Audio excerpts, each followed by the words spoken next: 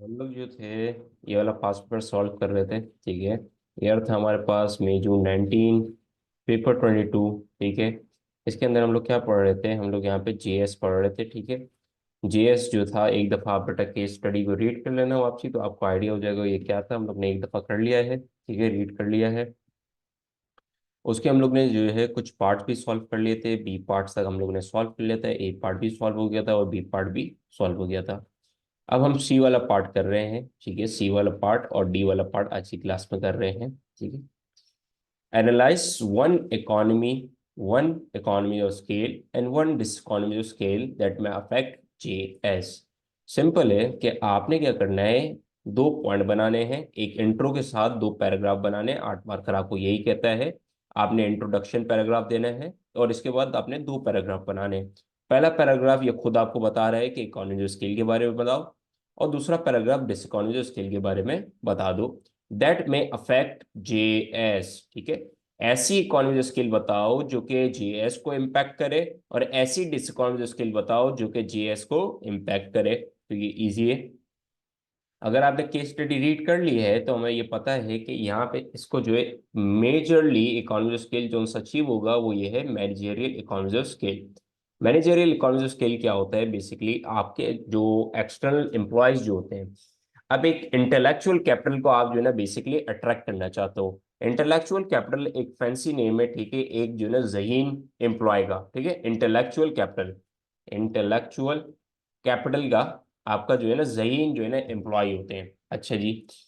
अच्छा जी, यहाँ पे क्या होता है, जब हम लोग मैनेजरियल इकोनॉमिक स्किल हासिल करते हैं तो बेसिकली हम लोग क्या कर रहे होते हैं, अच्छे एम्प्लॉयज को हासिल कर रहे होते हैं। अब जब अच्छे एम्प्लॉयज हमारे पास आते हैं तो वो मोटिवेटेड होते हैं, अच्छे से ट्रेन होते हैं, तो वो क्या करते हैं, आइडिया की कंट्रीब्यूशन करते हैं और एक्सवाइजी वो सारे काम कर रहे होते हैं। और हमें ये पता है कि जेएस जो है वो भी बहुत ज्यादा ट्रेनिंग के ऊपर जो है ना एम्फोसाइज करता है। लिहाजा यहाँ पे जो है ज्यादा से ज्यादा एम्प्लॉय जो है इधर ज्यादा से ज्यादा अट्रैक्ट होंगे। ठीक हो गया। लोग ये देख सकते हैं, एक साइड में पेन लगा लूं। हम लोग यहाँ पे ये देख सकते हैं कि यहाँ पे जो है आपके जो लेबर जो है वो क्या है, हाईली ट्रेंड है। क्या है, हाईली ट्रेंड है। अब आपके जब हाईली ट्रेंड एम्प्लॉयज हैं, इसका मतलब जब मैं ट्रेनिंग देता हुआ एम्प्लॉयज को, आपको ये चेन पता होगी, जब भी मैं ट्रेन करता हूँ एम्प्लॉयज को तो वो अल्टीमेटली ट्रेनिंग किस पे लेके जाती है, मोटिवेशन पे लेके जाती है। और मुझे ये पता है जब मैं नए लेबर्स को हायर करने जाऊंगा मार्केट के अंदर तो मुझे जो है एक अच्छे लेबर्स भी अट्रैक्ट कर सकूंगा। अच्छे लेबर अट्रैक्ट करने के साथ साथ मैं अपने जो करंट जो एम्प्लॉय है जिनको मैंने जो ट्रेनिंग दी हुई है और उनको जो स्किल्स दी हुई है उसके बेसिस पे मुझे जो है फर्दर एडवांटेजेस मिलेंगे, जो कि हमारा मैनेजरियल इकोनॉमिक स्किल का एडवांटेजेस होते हैं। अच्छा, यहाँ पे जो है ना कुछ हमारे पास डिसएडवांटेजेस भी हैं। आपका ये वाला बिजनेस जो है ना अच्छा खासा एक्सपेंड हो चुका है। क्या हो चुका है, एक्सपेंड हो चुका है। इसके पास तकरीबन जो है, आप यहाँ पे गिन सकते हो, 25, 10, 5, 40 हजार जो है ना इसके पास इन टोटल एम्प्लॉय है। जब इतनी बड़ी वास्ट ऑर्गेनाइजेशन के अंदर इतने ज्यादा एम्प्लॉयज लेके बैठेगा तो यार डीमोटिवेशन तो होगी। और डीमोटिवेशन ये एक फैक्टर होता है आपकी डिस इकोनॉमीज ऑफ स्केल का, जिसकी वजह से आपकी ओवरऑल एवरेज कॉस्ट भी इंक्रीज हो रही होती है। अच्छा जी, हम लोग को ये पता है कि सबसे पहले हम लोग मार्केटिंग स्कीम कंस्ट्रक्ट करते हैं।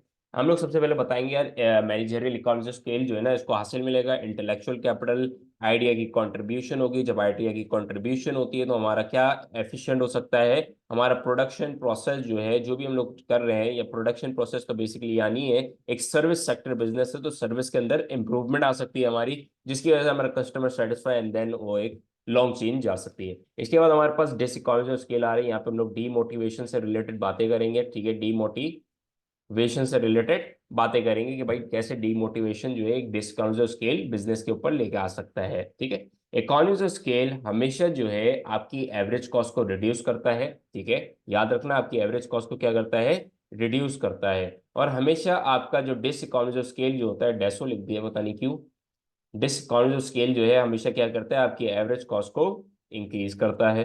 ठीक होगी, ये तो पता ही है हमें, ऑब्वियस सी बात है ये। ठीक होगी। अच्छा जी, अब इसके जो है ना हम लोग आंसर राइटिंग करेंगे। हम लोग को एक जो है ना इसके किसके बारे में बात करनी है, economic scale discount score that में अफेक्ट दी जीएस। ठीक है, साथ साथ लिखिएगा, एक मिनट ये कनेक्ट हो जाए। चलो चलो। अच्छा, पहले जो है हम लोग इंट्रोडक्टरी पैराग्राफ में क्या देंगे, थोड़ी सी इंट्रोडक्शन देंगे। हमें ये पता है कि हमारे को इंट्रोडक्शन में इकोनॉमिज ऑफ स्केल, थोड़ी सी डिस्काउंट्स ऑफ स्केल समझानी चाहिए। तो आज जो साथ में लिखते हैं, economies of scale are the cost benefits, और ये वो कॉस्ट बेनिफिट्स होते हैं जो कि लार्ज फर्म्स फायदा उठा सकते हैं, ना कि एक स्मॉल फर्म फायदा उठाए।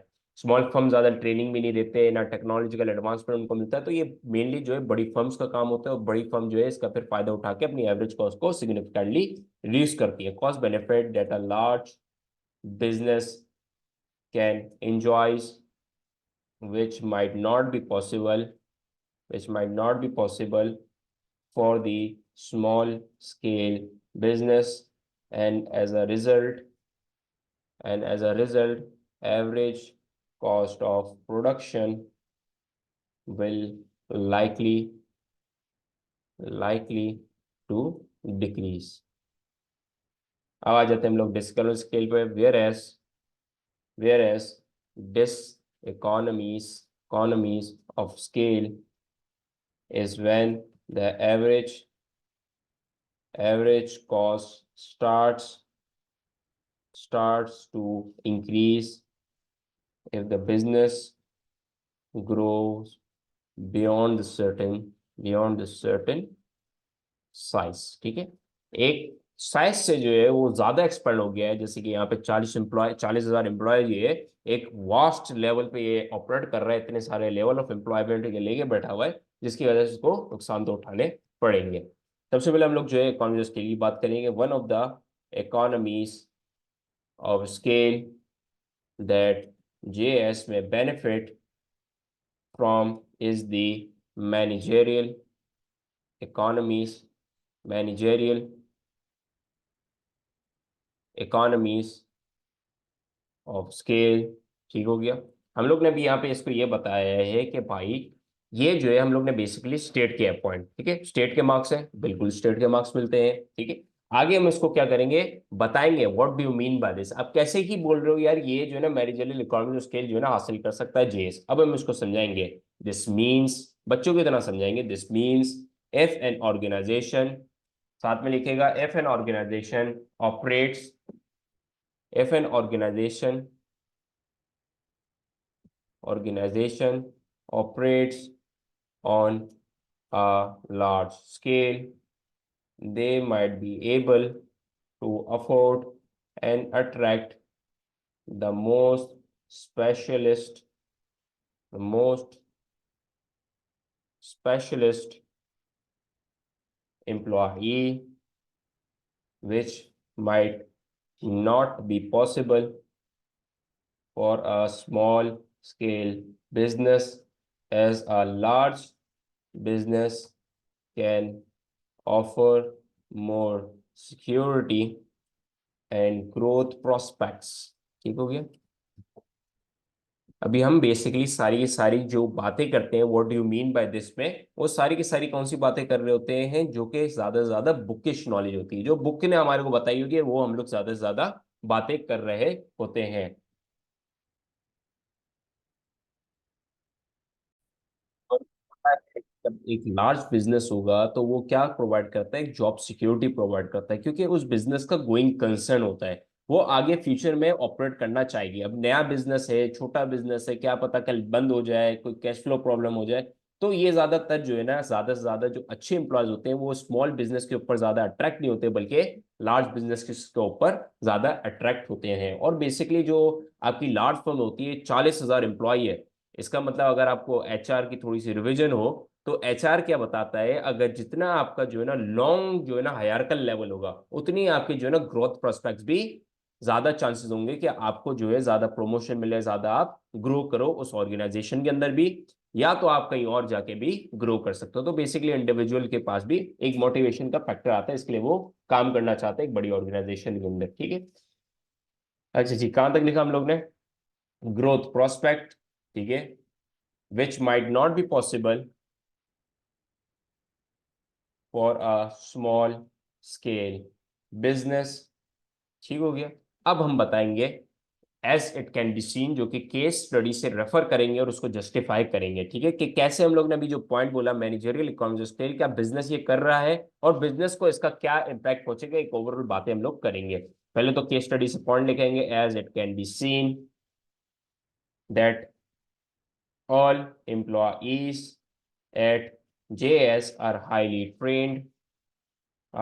trained and skilled, and this is possible for them to attract such employees as they operate on large scale, large scale. The efficiency and the ideas, ठीक है। जब आप एक अच्छे एम्प्लॉयज, इंटेलेक्चुअल एम्प्लॉयज लेके आओगे तो उनकी एफिशिएंसी और उसके साथ साथ उनकी आइडिया की contribution and ideas of those employees might significantly reduce the waste activity,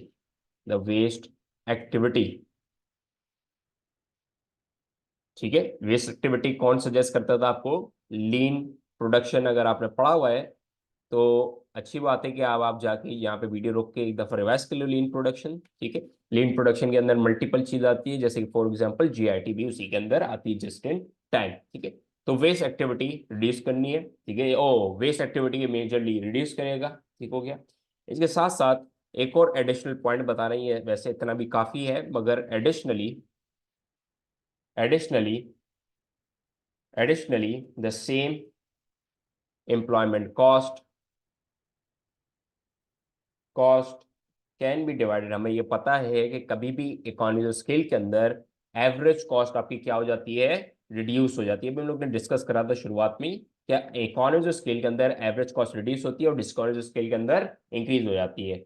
as the same employment cost can be divided over a larger number of clients, customers, leading to a fall in average cost of providing services। ये हम लोग ने point बता दिया कि कैसे जो है आपकी एक एवरेज कॉस्ट ऑफ प्रोडक्शन जो है, जो कि आप सर्विस बिजनेस के अंदर हो, वो कैसे रिड्यूस होगी। कि आप अच्छे से जब आप अच्छे एम्प्लॉयज हायर करते हो ना, तो वो एक बेहतर कस्टमर सर्विस प्रोवाइड करते हैं। जब कस्टमर बेहतर सर्विस प्रोवाइड करेंगे तो ज्यादा से ज्यादा आपके पास क्या आएंगे? क्लाइंट ज्यादा आएंगे, कस्टमर ज्यादा आएंगे, जिसकी वजह से आप क्या कर सकोगे? अपनी कॉस्ट को डिवाइड कर सकोगे ज्यादा नंबर ऑफ कस्टमर्स के साथ, जिसकी वजह से आपकी एवरेज कॉस्ट ऑफ प्रोडक्शन क्या हो जाएगी? रिड्यूस हो जाएगी। अब हम डिसअकाउंटेज की बात कर लेते हैं, ठीक हो गया। आज वो साथ साथ लिखेंगे डिसअकाउंटेज स्केल, एक सेकेंड। अच्छा, वन ऑफ द रीजन इसमें हम लोग डीमोटिवेशन की बात करेंगे, पहले हम लोग ने मार्किंग स्कीम बना ली ही है। One of the reason of diseconomies of scale that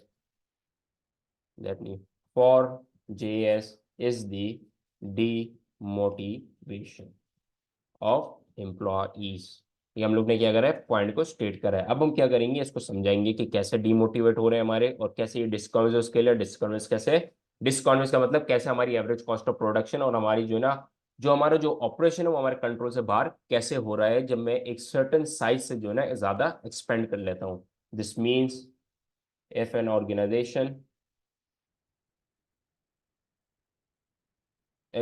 organization operates on a large scale, they might not be able to maintain personal interaction with the employees, and some of them may start to feel less valued in an organization, ठीक है। हम लोग ने बोला कि जितनी बड़ी organisation larger scale के ऊपर ऑपरेट करेगी, उतना ही जो है ना आपके लिए एक मुश्किल हो जाएगा पर्सनल इंटरेक्शन जो है ना क्रिएट करना। अब एक सीईओ है, 40,000 एम्प्लॉयज के साथ नहीं मिल सकता है, या मैनेजर है वो भी इतने सारे एम्प्लॉयज के साथ डील नहीं कर सकता, ठीक है। इसके लिए तो आप सब ऑर्डिनेट्स रखते हो अपने। इसकी वजह से क्या होते हैं, जो नीचे लेवल के एम्प्लॉयज होते हैं वो ज्यादातर अपने आप को रिमोट फील करवाते हैं। ठीक है, मतलब कि हम लोग जो है ना, कोई हमारे को देखता ही नहीं है, मतलब हमारी कोई अकाउंटेबिलिटी तो बेसिकली होती है, मगर कोई पर्सनल इंटरेक्शन नहीं होती, मैनेजर के साथ नहीं बात कर रहा, तो एक जो है ना बड़ा रिमोट फील कर रहा होता है। As it can be seen, अब केस स्टडी से रेफर करेंगे। As it can be seen that JS is operating with कितने कितने एम्प्लॉयज थे इसके, विद, ठीक है, with 40,000 employees and is having N outlets. अच्छा, ये वाली चीज भी केस स्टडी में दी हुई है। ठीक है, इसने बोला था इन एज ए हैविंग, ठीक है, ये देखो यहाँ पे जो है ना इसने बताया था कि हमारे जो आउटलेट्स है वो हर जो है ना इसके जो है ना डिपार्टमेंट वाइज क्या था। एक second, for motivation the interview living department, ठीक हो गया। यहाँ पे इसने बताया था JS one of the large business candidate benefit, ठीक है। देयर इज एन आउट, ठीक है, ये वाला पॉइंट जो है मैं रेफर करना चाह रहा हूँ। There is an outlet of JS in every main town and city in country X, ठीक है, and is having an outlets in every main town, so it might not be possible to consider the opinions of every individual। ठीक है, हर town के अंदर आपका एक छोटा छोटा जो है ना डिपार्टमेंट आपने बना दिए, ठीक है, जैसे कि नादरा ऑफिस होती है ना, वैसी ये टाइप ऑफ चीज है। ये भी बैंक बोल रहा हूँ, ये गवर्नमेंट की है। ठीक है, तो मल्टीपल जगह इसने खोली हुई है, मल्टीपल जगह जो है ना 40,000 एम्प्लॉय जो है ना स्कैटर्ड फॉर्म में है। तो इतना ज़्यादा जो है ना पर्सनल इंटरेक्शन भी पॉसिबल नहीं है, ना हमारे लिए पॉसिबल है कि उनके आइडिया की कंट्रीब्यूशन लें थ्रू मीटिंग के अंदर बैठा के, सारे के सारे एम्प्लॉयज को बैठा के जो है ना आइडिया की कंट्रीब्यूशन ले। पॉसिबल ही नहीं है कि 40,000 एम्प्लॉयज को आप एक मीटिंग रूम में बैठाओगे, उनके आइडिया कंट्रीब्यूशन लोगे, पॉसिबल नहीं है। ठीक है, अगर पॉसिबल भी हो जाए तो आपके लिए बहुत जो है ना कॉस्टली होगा, टाइम के हिसाब से भी और आपके फाइनेंस के हिसाब से भी बहुत ही ज्यादा ये कॉस्टली हो सकता है। अच्छा, कहां तक लिखा? So it might not be possible to consider the opinion of every individual and as a result they might get less productive, they might get less productive. ठीक है, अब डीमोटिवेशन की ये जो है ना परफॉर्मेंस इंडिकेटर्स हैं। बेसिकली परफॉर्मेंस इंडिकेटर क्या होता है, ये बताते हैं कि कैसे एम्प्लॉय परफॉर्म करेगा। जब डीमोटिवेट होगा तो वो कम प्रोडक्टिविटी शोकेस करेगा, ज्यादा से ज्यादा एब्सेंटीज्म, उसकी रेट बढ़ जाएगी, ज्यादा से ज्यादा एब्सेंट होगा। इन द एब्सेंटीज्म में increase, leading to an increase in wastages, and therefore the average cost may start to increase। ठीक हो गया। अब बेसिकली हम लोग ने ये पूरा का पूरा जो है ना कंप्लीट करा 8 मार्कर का। ठीक है, लेंथ वाइज देख लें, आपका थोड़ा सा आ रहा होगा अच्छा खासा। ठीक है, अच्छा जी, ये हमारा जो है ना 8 मार्कर का क्वेश्चन कंप्लीट हुआ है। अब हम लोग आते हैं नेक्स्ट क्वेश्चन के ऊपर। Recommend how JS could improve the motivation, अच्छा, motivation of its employees in department A, justify your recommendation। अब देखो, मोटिवेशन इंप्रूव करने के बहुत ज्यादा रीजन, बहुत सारे जो है ना वो होते हैं, मेथड्स होते हैं, मगर हमारे को जो है, जब कभी हम लोग लेट सपोज मैं मार्किंग स्कीम बनाने जा रहा हूँ, या मैं कुछ भी स्टार्ट करने से पहले पहले मैं मार्किंग स्कीम बनाता हूँ, और मार्किंग स्कीम में जब मैं पॉइंट लिख रहा होता हूँ, मैं ये भी कंसिडर कर रहा होता हूँ कि मैं ज्यादा से ज्यादा पॉइंट कहाँ से रेफर करूँ, केस स्टडी से रेफर करूँ और मैं जस्टिफाई कर सकूँ। ठीक हो गया। सबसे पहले तो ये देखो, मैं मेथड सजेस्ट करने से पहले, मोटिवेशन के मेथड सजेस्ट करने से पहले मैं तो ये देखूंगा कि सबसे ज्यादा लोग जो है ना कैसे डिमोटिवेट हो रहे हैं। ये देखो, थोड़ा सा इस पे चार्ट दिया हुआ था हमारे को। ठीक है, एक सेकंड रुकिएगा, पता नहीं कैसे ये नीचे होगा, खैर होगा। अच्छा, सबसे पहले आप ये देखो, हमारे को ये पता है कि आपके लिए 12 मार्कर क्वेश्चन है। 12 मार्कर क्वेश्चन का जो पूरा स्ट्रक्चर वाइज होता है वो कैसे होता है, आपको पता है कि पहले आप इंट्रो लिखते हो, फिर 2 पैराग्राफ और एक फिर कंक्लूजन आता है। ठीक है, अच्छा, सबसे पहले तो ये देखो कि यार यहाँ में मेजर चंक्स कौन कौन से हैं। पहले लिखा हुआ है 30% जो मेजर जो है वो है पुअर पे, इसका मतलब फाइनेंशियल बेनिफिट इसको प्रोवाइड करनी पड़ेगी। ठीक है, कि मोटिवेट कर सके, सही है।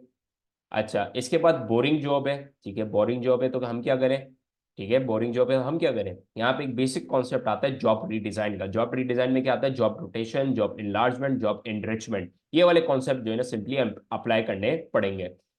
अच्छा, अब आपको ये भी देखना पड़ेगा इन सब में से आपको सबसे ज्यादा लिखना किस पे आता है, ठीक है। पुअर पे तो बड़े ही बच्चों वाली चीज होती है, ठीक है। बोरिंग जॉब में भी हम लोग कर लेंगे, इतना ज्यादा खास होता नहीं है कंटेंट इसमें भी। Do not like the customers, ठीक है, ये तो कोई पर्सनली उनका फड्डा है कि कस्टमर को पसंद नहीं कर रहे। नो पॉसिबिलिटी ऑफ प्रमोशन, अच्छा 5%, इतना ज्यादा नहीं है। पुअर लीडरशिप, ठीक है, लीडरशिप का पॉइंट बड़ा अच्छा होता है, मगर हमने पहले ही बोला है कि आप ऐसा कंटेंट लिखेंगे जिसमें आपको सहूलत महसूस हो, मतलब कि आपको लिखने में आसानी हो। आपने बड़ा पॉइंट तो उठा लिया मगर आप समझा ही नहीं सक रहे हो, ठीक है। तो बेसिक जाओ, जिसमें ज्यादा लिख सको और जिसमें बेहतर लिख सको उस पे जाओगे। ऐसा नहीं कि मैं अभी चला जाऊंगा पुअर लीडरशिप पे, ठीक है, पुअर लीडरशिप पे मैं बात करूंगा, ठीक है।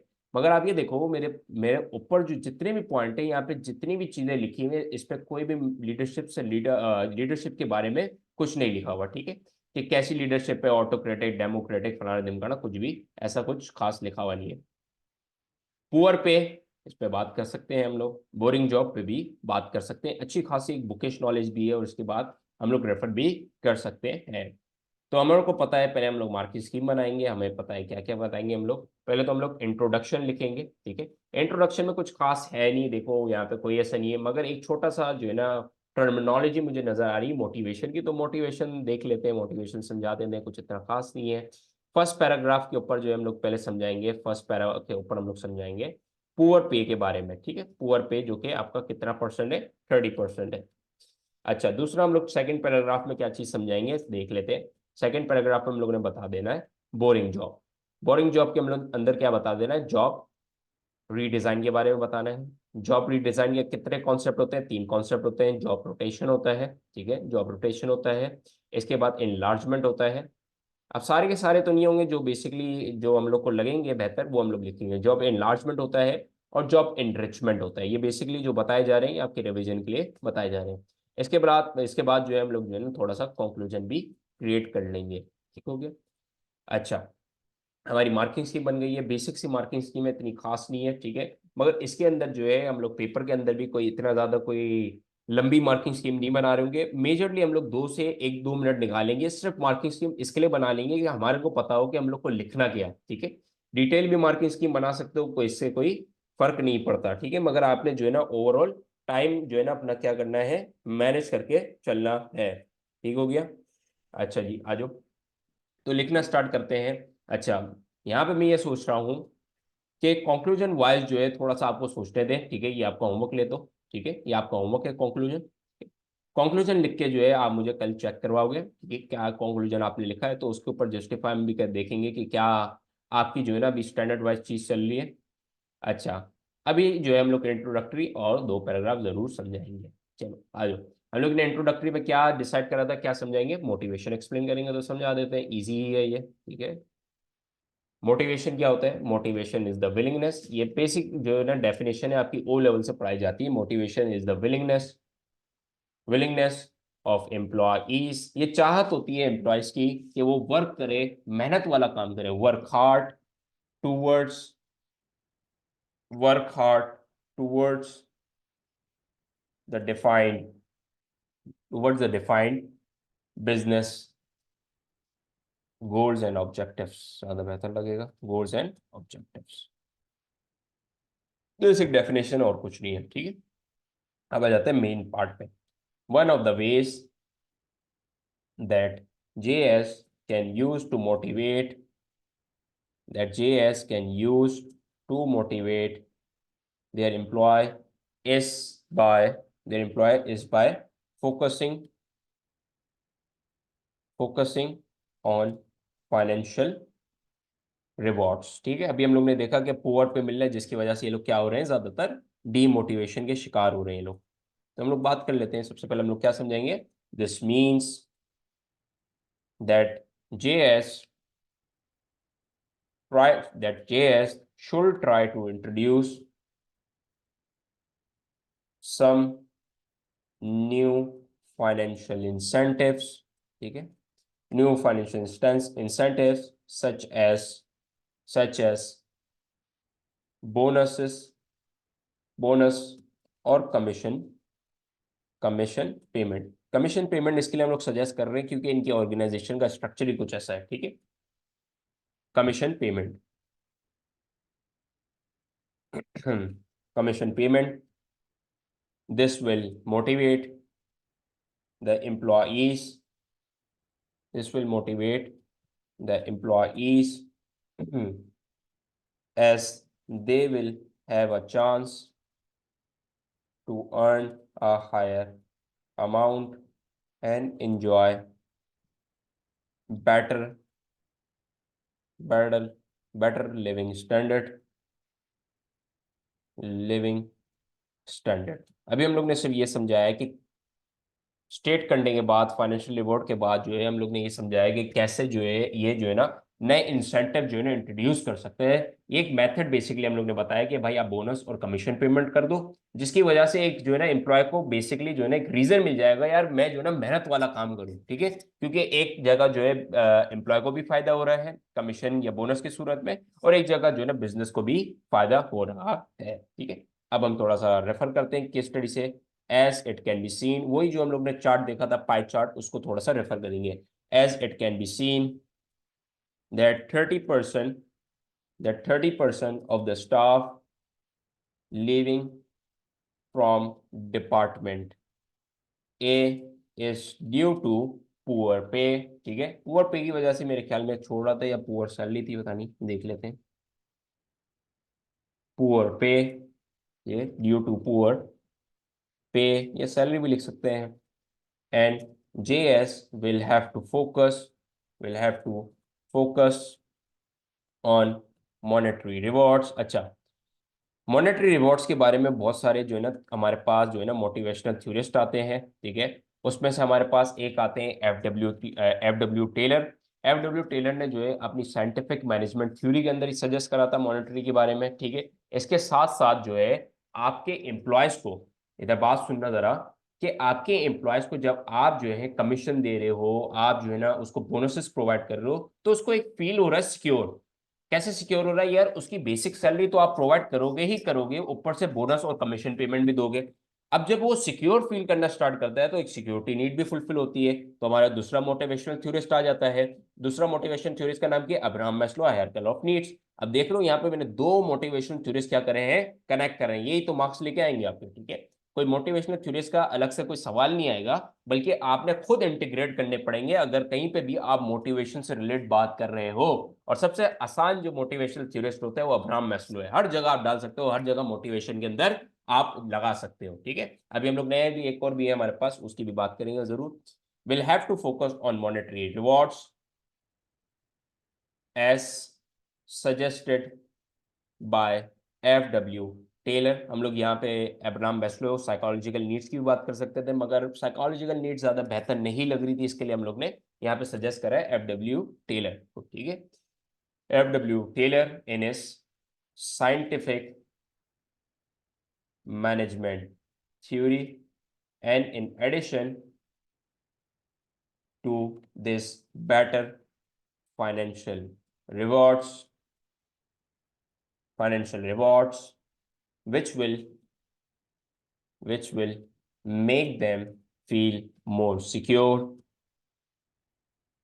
which was suggested by Abraham Maslow in his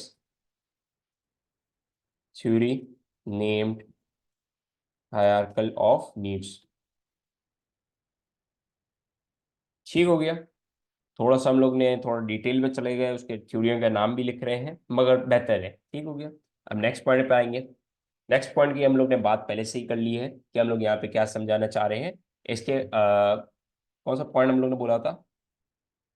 हाँ, बोरिंग जॉब के बारे में बोला था, जो कि 20% था। ठीक हो गया, इसके बारे में हम लोग बताएंगे, कोई मसले की बात नहीं है, बड़ा इजी है, याद रखना है। हम लोग को पहले समझाना होता है what do you mean by this, why this point is answer to this question, why this point is answer to this question में आपने बेसिकली बिजनेस के ऊपर इम्पैक्ट बता देना है। ठीक हो गया। अच्छा, थोड़ा सा ये बेटा आप जो है ना थोड़ी सी इसके ऊपर फोकस भी कर सकते हो। इसके ऊपर जो है ना इसकी लेंथ को छोटे करने का मकसद ये है कि आप खुद से कुछ ऐड करोगे, ठीक है। आपको पता है कि मोटिवेशन से क्या होता है, आपको दो चेन बताई गई हैं, और दो चेन में से जो सी बेहतर चेन है वो आप इसको यहाँ पे लिंक करोगे, ठीक है। यहाँ पे कोई बिजनेस के ऊपर इंपैक्ट नजर आ रहा है? नहीं नजर आ रहा, ठीक है। मगर आप बिजनेस के ऊपर इम्पैक्ट जरूर बताओगे कि बिजनेस को क्या इम्पैक्ट होगा इससे। अगर ये कर दिया इसने फाइनेंशियल रिवॉर्ड्स तो क्या इम्पैक्ट आएगा। हमें पता है कि भाई ये एक कस्टमर सर्विस इंप्रूव हो जाएगी, क्योंकि जब एम्प्लॉय मोटिवेट होगा तो कस्टमर सर्विस इंप्रूव होगी। जब कस्टमर सर्विस इंप्रूव होगी तो ज्यादा से ज्यादा कस्टमर जो है जेएस के बिजनेस की तरफ ज्यादा आएंगे rather than switching to the competitor. तो ब्रांड लॉयल्टी का भी कॉन्सेप्ट आ गया। जब आपसे एक कस्टमर आता रहेगा, आपके पास कंटिन्यूसली क्लाइंट आता रहेगा, तो आपकी मार्केट शेयर भी इंक्रीज हो जाएगा। ठीक है, मार्केट शेयर का इंक्रीज होने के साथ साथ आपकी जो है ना ओवरऑल सेल्स के अंदर भी बूस्ट आएगा। ठीक है, ये एक चेन है जो कि हम लोग सबको पता है, ये इजी सी चेन हम लोग हमेशा बनाते हैं। अभी आप लिखने की कोशिश करें तो आपके अंदर भी थोड़ा कॉन्फिडेंस बिल्ट अप हो। अच्छा जी, हम लोग दूसरे पॉइंट की तरफ जा रहे हैं, ये उम्मीद करते हैं कि आप ये कवर कर लेंगे। बड़े बड़े बच्चों वाली चीजें, आगे बढ़ते हैं। Another way in which JS can motivate JS can motivate their employees is the use of job redesign. This means this means that the management should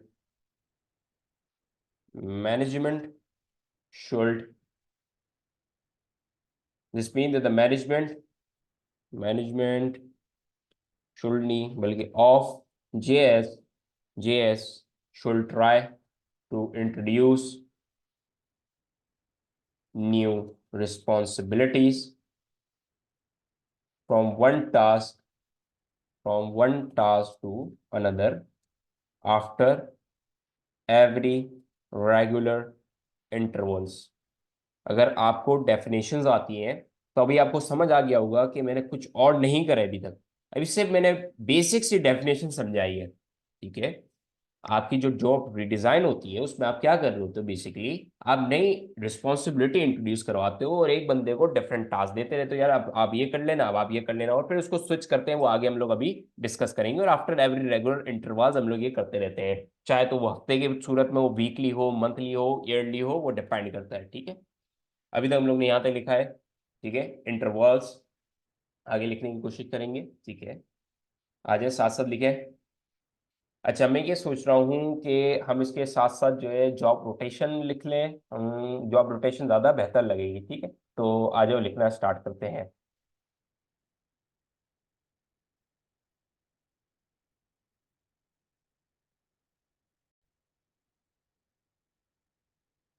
job rotation basically लिख देते हैं। ठीक है, क्या लिखा है, another way in which JS can motivate their employee is the use of job redesign. This means that the management of JS should try to introduce new responsibility for the employees, and this can be done by swapping from one task to another after every regular interval. Basically हम लोग job rotation की definition देना चाह रहे हैं। Job rotation क्या होती है कि हम लोग एक टास्क से दूसरे टास्क की तरफ एक एम्प्लॉय को स्वैप करते हैं। So they have so they have variety of work and they can prevent boredom boredom their in their existing job। ठीक हो गया, existing job। additionally additionally extra responsibility can be added to the job description of employees so they will feel more valued, and as all the employees and as all of the employees are highly trained and skilled, and which might allow them to accept, और they might be willing to accept. क्योंकि हमेशा एक high जो trend employ होता है, जो कि highly trend होता है, स्किल्ड होता है, वो हमेशा चेंज चाहता रहता है। ठीक है, वो हमेशा एक ही जगह पर अटक नहीं जाता, वो हमेशा चेंज चाहता है। तो शायद वो लोग जो है ना एक्सेप्ट भी कर ले, they might be willing to accept those responsibilities and they might highly value the variety as 20% of the staff in department, A left because of boring job. ये हो गया। अच्छा जी, हम लोग ने बेसिक जो है ना, हम लोग ने आंसर बनाया है, ठीक है। अब होमवर्क क्या है आपका? होमवर्क बेसिकली आपका ये है कि आपने जो है कंक्लूजन खुद लिखना है, ठीक है, चेक करवाना है। इसके अलावा आपने क्या करना है, इधर जो आपको मैंने चेन बताई है, इसको यहाँ पे एडिशनल आपने चीजें डिस्कस करनी है, ठीक है। यही है आपका बेसिक होमवर्क, जो कि आपको कॉन्फिडेंस भी लाएंगी, ठीक है। कुछ इतना मुश्किल नहीं था ये। हम लोग ने दोनों पार्ट कर लिए, ऊपर वाला भी नीचे वाला भी कर लिया, और ओवरऑल हमारा पास पेपर भी सॉल्व हो गया। पास पेपर माने तो ऊपर वाला पार्ट जो है, पहली केस स्टडी जो है सॉल्व हो गई, वो अभी हम नेक्स्ट वीडियो जब मैं आपको भेजूंगा तो इंशाल्लाह ये वाली भी भेज दूंगा रिकॉर्ड करके, ठीक है। अगर कोई सवाल हो तो व्हाट्सएप पे पूछ लेना।